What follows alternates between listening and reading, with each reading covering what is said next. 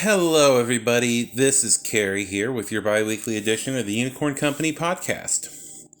Let's start off with some news. First, we have the compilation book No Greater Honor, which condenses the entire Eridani Light Horse anthology. This book is $5.99 as an e-publication or $14.95 as a print-on-demand product.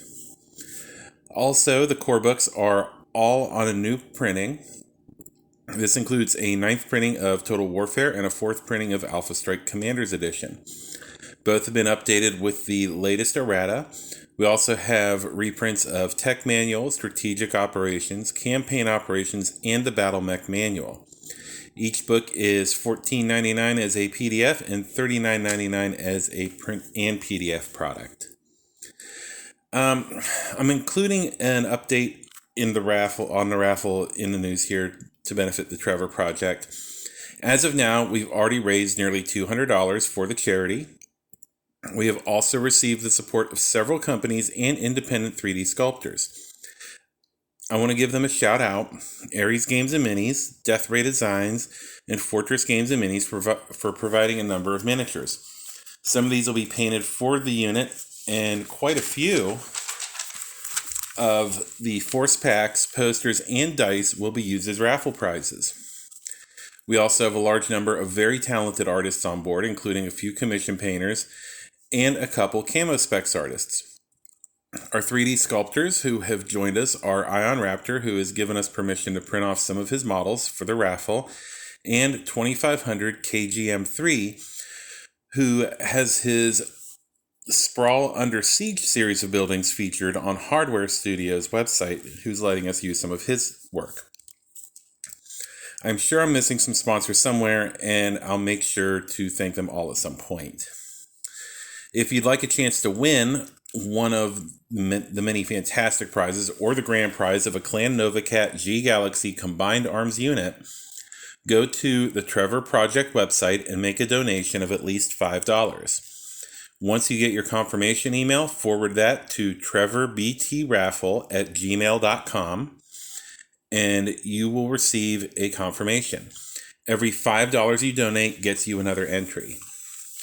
Finally, I wanted to let you know that this podcast sponsor, Miffed Kitty Minis, has moved to a new home at miffedkittyminis.bigcartel.com. There's a lot of new stuff coming soon, so go ahead and check them out. So let's get into our main topic today: the Striker/Cavalry Lance and the Pursuit Lance. If there's enough time, we'll also get into the Assault Lance as well. Starting with the Striker or Cav Lance formation, I'm just going to call it Cav Lance from here on out. It has two variants, both with slightly different requirements. All of them have the same benefit, though. So we'll talk about that real quick. The bonus ability of the Cavalry Lance is that 75% of the lance, rounded normally, gain the Speed Demon SPA. This ability adds 2 inches to a unit's movement and 4 inches to its sprinting.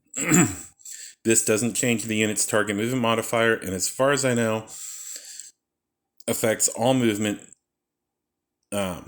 modes excluding aerospace. So let's look at the requirements for the base lance. First, we have the standard Cavalry Lance. The requirements for this formation are all units in a Cav Lance must have a minimum ground movement of 10 inches or a jump of 8 inches. No units in a Striker or Cav Lance may be size 4 or above, and at least 50% must be a Striker or Skirmisher. The ideal role for this is a Skirmisher, and the variations are the Light Cav Lance, in which all units must move at least 10 inches, none can be size 3 or higher, and 2 members must be Strikers or Skirmishers, and 2 units must have a long-range attack greater than 0. The other variant is the heavy version. In this variant, all units must move at least 8 inches.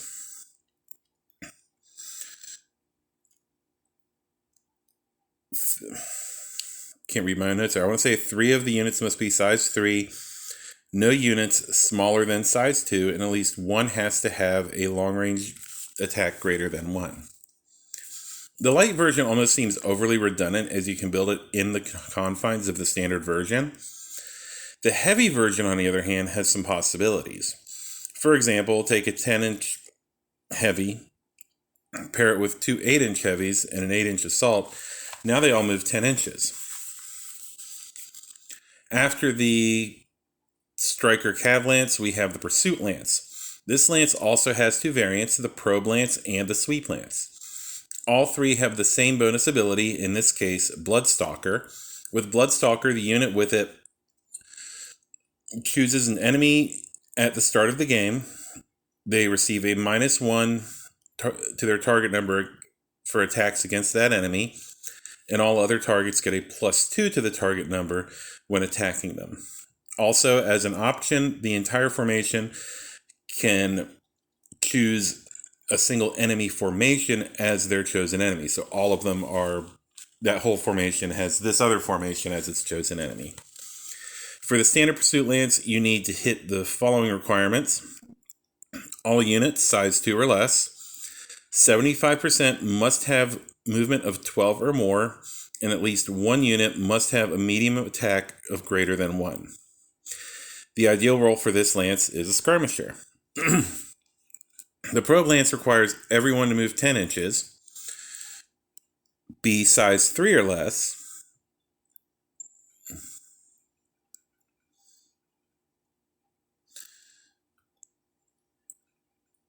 and do at least 2 damage at medium range. So pretty much they're a heavier version of the pursuit lance. Then finally, the sweep lance requires all units to move at least 10 inches, be size 2 or smaller, and do at least 2 damage at short range. So pretty much a close range brawling unit. A light brawling unit, medium to light, but yeah. There isn't much to say here though, as it makes you good at attacking specific units, but a good opponent will try to do their best to keep those units away from that lance or star or that formation. So, looking at how quickly we've covered both of these, I think we can go ahead and squeeze in the assault lance. This lance has one additional variant, the fast assault lance.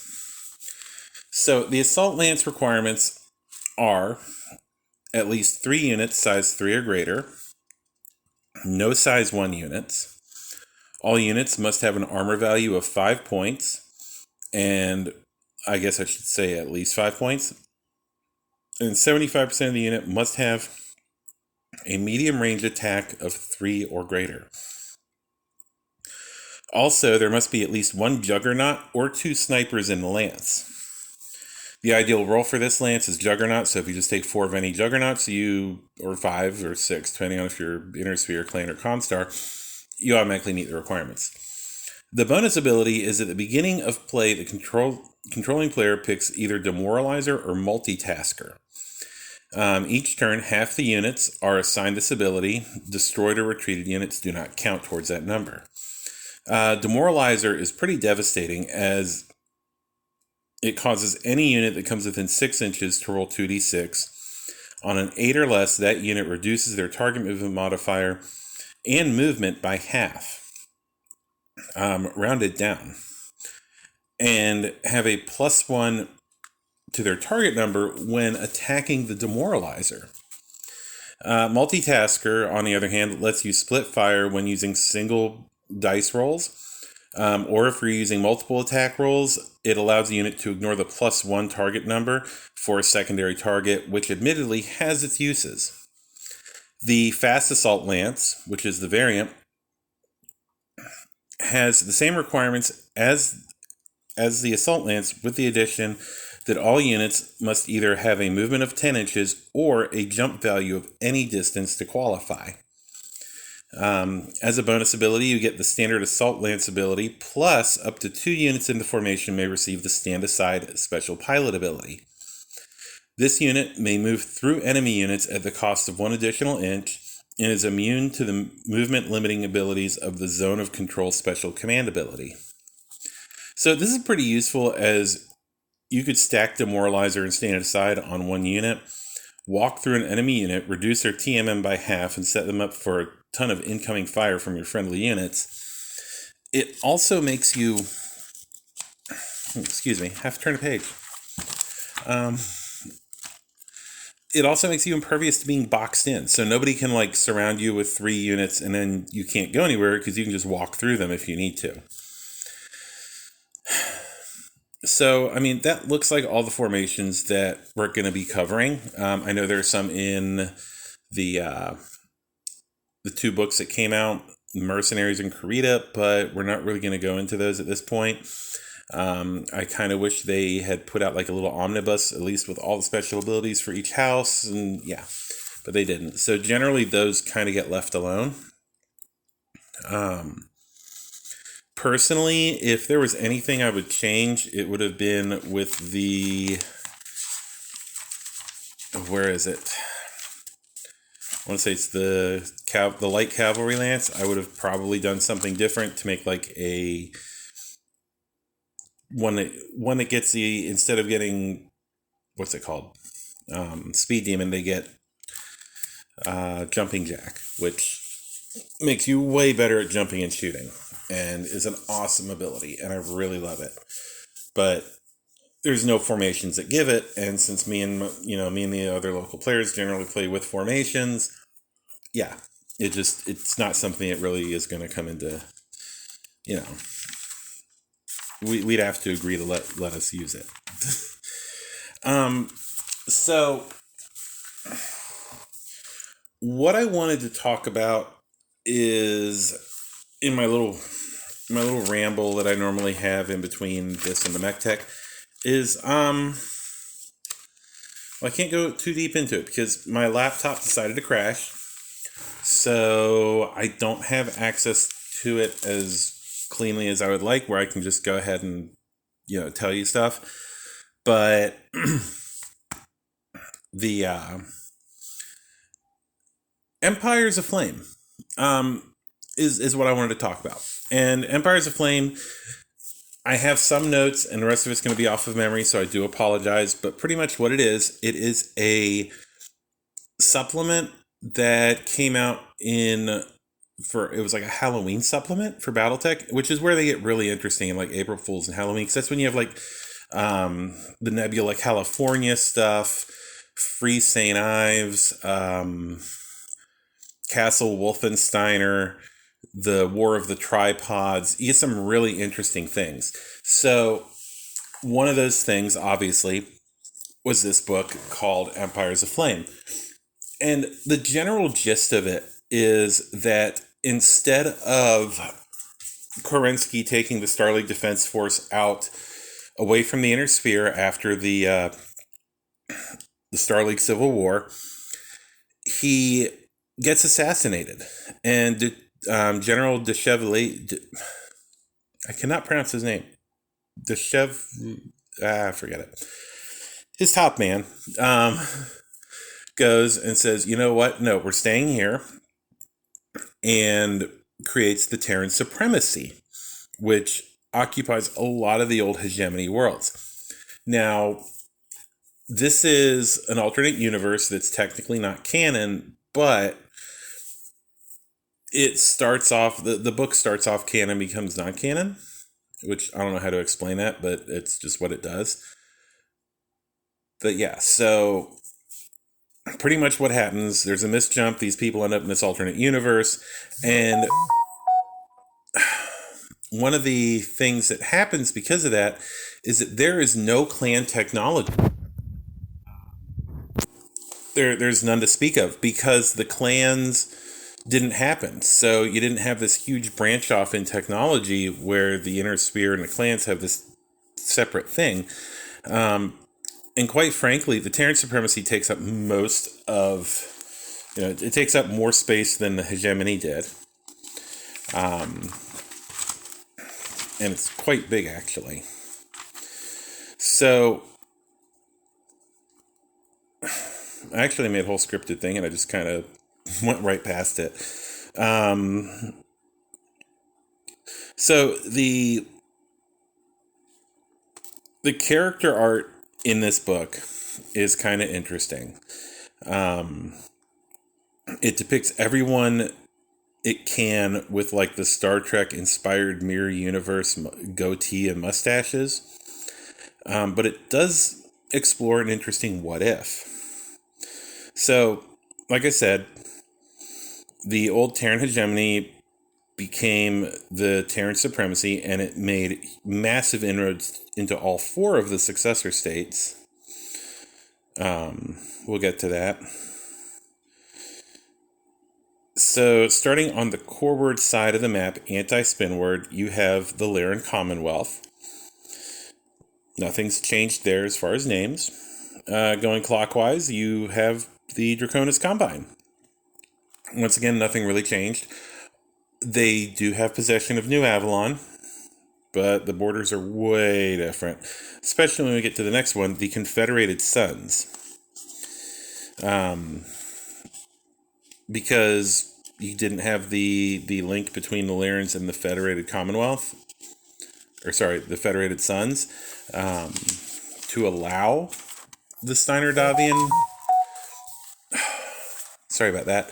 to allow the Steiner-Davian thing to happen. So you end up with Davian Lao.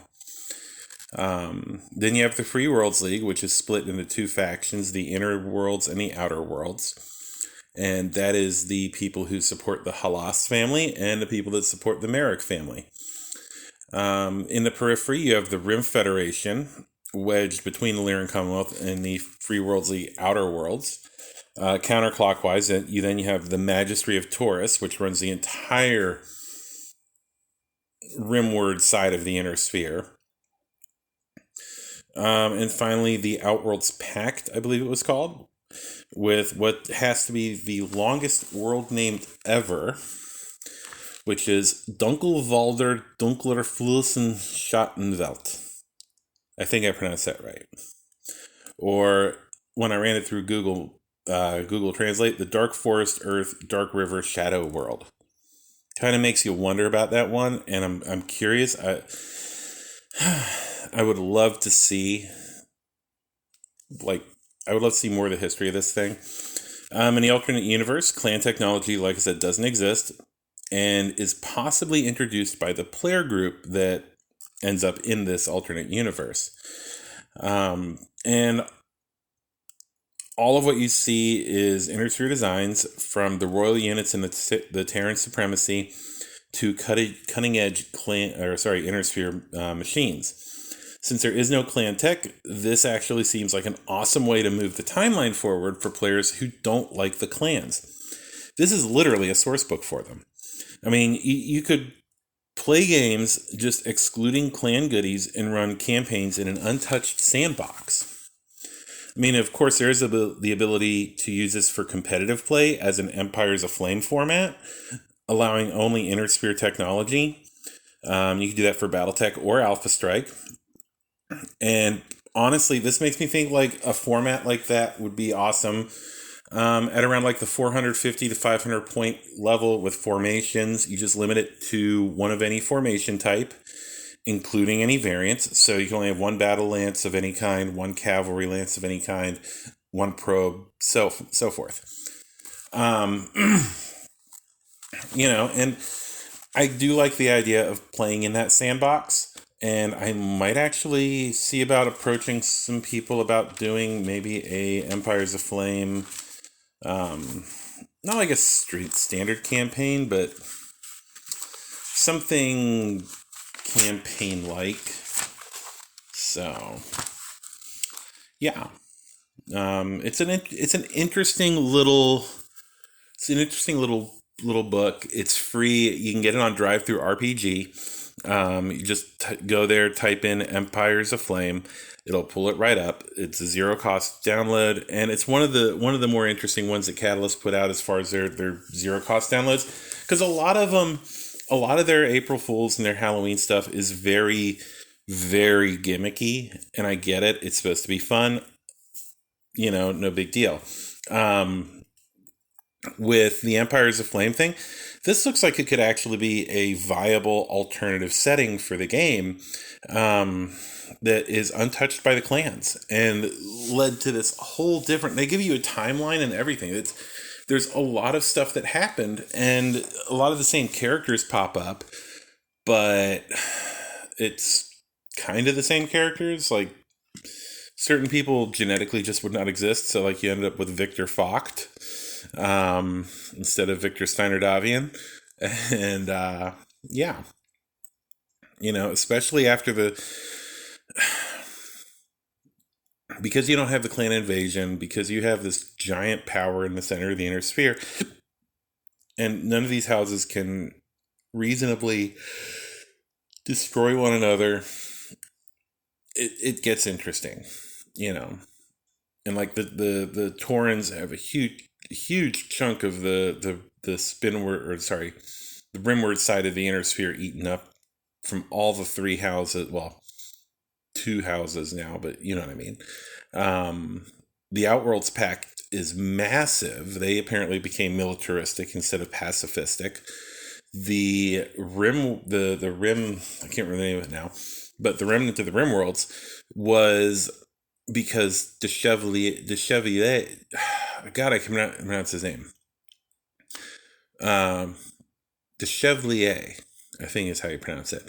Anyway, he went, and because the Larans started gobbling up the Rimworld's Republic, and he went and said, no, if you keep doing that, we're going to go put a boot up your butt, because he figured having a friendly satellite state would be a nice thing to have. I don't know how, certain other factions are missing too, like the Marian hegemony.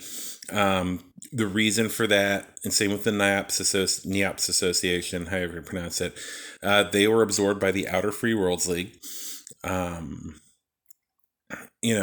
and there's no Rossalog Republic because there was no Comstar to say, hey, you all might want a buffer state. And yeah, so a lot of stuff that happened in the main timeline just didn't happen. And you end up with this interesting new timeline that kind of harkens back to the old 1980s game, in that you have these stagnant borders that are just not moving, and it's going to be a lot of small fights. Small mercenary units are a thing here because of the fact that you just don't have it's hard to explain. And I mean, in fact, I'm sitting here, like, part of me is looking at my Starleague Defense Force mechs and thinking, I could totally use these as Terran Supremacy, and see if I can't get something going at, like maybe some kind of league or something like that, where there's a map that changes, and just no clans, So that's something I might propose to my local players, see what they want to do, see if they think it's interesting. Well, semi-local, because it's like 2 hours away.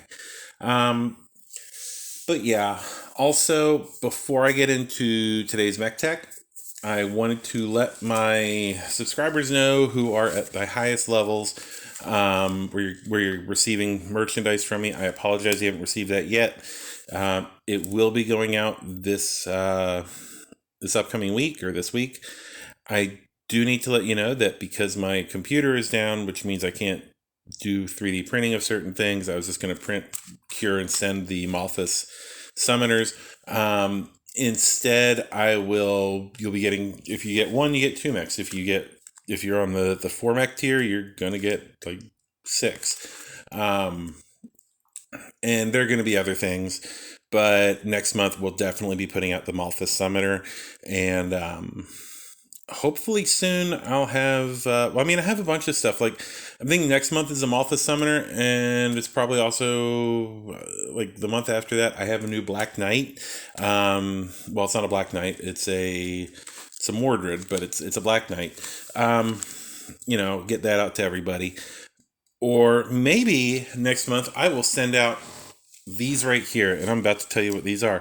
What today's mech tech is. So first of all, it is brought to you today by Miffed Kitty Minis. Go ahead and check them out at miffedkittyminis.bigcartel.com. Today's mech tech is actually about a vehicle. In particular, the Sekhmet Assault vehicle, which was meant for anything but assault. So after the Second Combine Dominion War, the Nova Cats found themselves in a position of being confined in the Iris prefecture in cultural preservation districts, pretty much slums. Feeling slighted and like they needed to protect themselves, They designed the Sekhmet for this task. Built around a 260 extra light engine, the Sekhmet has a cruising speed of 43 kilometers an hour. The lightweight engine allows the Sekhmet to dedicate almost 80% of its 65-ton weight to armor and weapons payload. For protection, it has 14 tons of ferrofibrous armor. In its turret, it carries 2 large pulse lasers, giving it very accurate fire in all directions. And in its forward arc, it mounts a pair of SRM-6 launchers with 2 tons of ammunition and a pair of anti-personnel Gauss rifles with a ton of ammunition to defend against infantry. While it has assault in the name, the vehicle excels at defensive operations. Capable of hunkering down and hitting targets with precisely laid firepower, it received wide distribution as the Novacats were willing to sell to anyone, and it's in use all over known space. The Sekhmet is in service with most great houses and even a couple of other clans.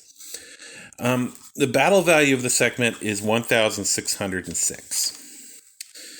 So, if we take a look at the Alpha Strike stats, the Sekhmet is a decent defensive vehicle. It's type combat vehicle, size 3, target movement modifier of 1, 8 inches of movement, tracked, brawler. Short and medium are both 5, long is 3.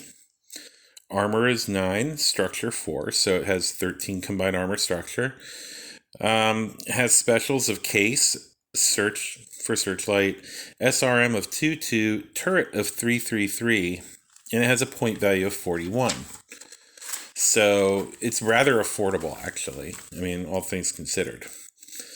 And while it's not particularly fast, it does provide consistent firepower at short medium range brackets. And also with that SRM ability, it can use a variety of special munitions, meaning that you can give it the heat ability essentially at short and medium range for 2. So while there's not an official model for it yet, Miffed Kitty Minis does have the Sunslayer tank, which was modeled by DeJong Lewis Advanced Weapons, and it makes a great proxy for the Sekhmet. That's about it. So before I close out, this is actually going to be a 30-minute long episode, which is interesting, but hey, didn't have much to rant about. Of course, my source material is sort of locked behind a thing that I can't get into, so that doesn't help me. And trying to do it on my phone while I'm using my phone to record is also not going to be so awesome at all. So hopefully I got this all in the first take, because I really don't want to sit here and record for 30 more minutes. I do hope that all of you did enjoy this episode today. If you want to help support the podcast, go ahead and check out the Patreon at patreon.com/unicorn company. If you want to help us in a more roundabout way, go ahead and check out Miffed Kitty Minis. There's new stuff getting put up there all the time, and quite frankly, they're awesome sculpts. So yeah, that's about it for tonight. I hope that everybody has a great day, great evening, great whatever it is where you are. This is Carrie signing off.